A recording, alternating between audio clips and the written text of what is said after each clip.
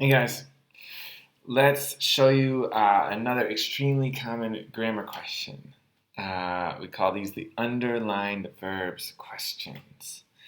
And underlined verb questions, as you know, I think it's maybe the first flashcard in the whole deck. A verb is an action or state of being. So when you see an underlined verb, there's two things you got to check for. And here they are. One, subject-verb agreement. What that means is that plural subjects have plural forms of the verb. So we say, they play. We don't say, they plays. Because plays is a singular form of the verb. It would go with he plays or she plays. So singular subjects have singular form of the verb. Plural subjects have plural form of the verb. Now, the key thing with subject-verb agreement is to cross out prepositional phrases and or non-essential clauses right before the verb. So as we do question 51 here, we cover the answers. Ear then grammar. So ear step. The works in Mu's anthology records the challenges of adjusting to a new homeland while preserving the writer's ethnic traditions. Sounds a little weird, but maybe it's okay, I can't tell. Grammar step. What rule is this testing? It's an underlined verb. So we know we got to check subject-verb agreement. And to do that, we need to cross out prepositional phrases and or non-essential clauses right before the verb. And sometimes you'll have like three of them in a row. Prepositional phrase, non-essential clause, prepositional phrase. And you just keep crossing out. But you got to start right in front of the verb and just keep going back until you don't have any more prepositional phrases or non-essential clauses to cross out. And so if we look right before this verb records, we'll see in Mu's anthology. So we're going to cross that out. And then you read the sentence without it. The works records the challenge. No, that doesn't sound good. It should probably be the works record the challenges. So let's check the answers. Yeah, D is record.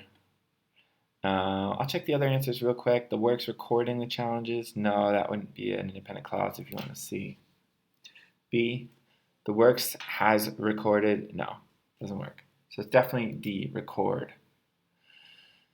Let me show you how this question tricks a lot of students. They put a singular noun, anthology, right in front of records. So your brain hears anthology records the challenges. It's like, yeah, anthology records, that sounds good. But anthology is not the subject. It's the object in this prepositional phrase in Mu's anthology. And as you'll see in the flashcards too, you're never going to have a subject inside a prepositional phrase. So it's the works that's the subject, and that is a plural subject. So it's the works record. And they trick you on this by throwing that prepositional phrase right in between the subject and verb, which ends with a singular noun, which if you read it right next to the verb, anthology record, sounds good. But it's not the subject, and you have to agree the verb with the subject. So it's the works record the challenges. And the way you can see that is you cross out prepositional phrases or non-essential clauses right in front of the verb. And then read the sentence without them. And then your ear will know so easily exactly which answer it should be. Now the second thing real quick that you check in addition to subject-verb agreement, this is tested a little less often, but it's still tested, is the tense. And that's just when the verb takes place. Is it past tense? She ran. Is it present tense? She runs. Future tense? She will run. Your ear is going to know. And here's how you do this. Just read enough of the story above and below to get a sense for when the story is happening. And that's how you'll be able to tell which tense sounds right. Just because another verb in the sentence or paragraph is past tense or future tense, whatever, doesn't mean all the verbs should be the same tense. I could have a sentence that says, yesterday I told you that tomorrow we will eat pizza. So we've got past tense, told, and future tense, will eat. So all in the same sentence. So you could see different tenses mixed together. The key is just to read enough of the story to get a feeling for when it's happening. And then your ear is going to basically know which verb it should be in order to get the tense right. So underlined verb questions. You're going to check two things. Subject-verb agreement and tense. And to get the subject-verb agreement right, cross out prepositional phrases and non-essential clauses right before the verb. Sometimes there'll be one after the other.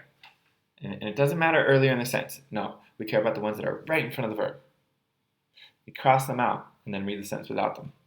And then it'll be really easy to see what the subject in the sentence is and hear which form of the verb goes with it.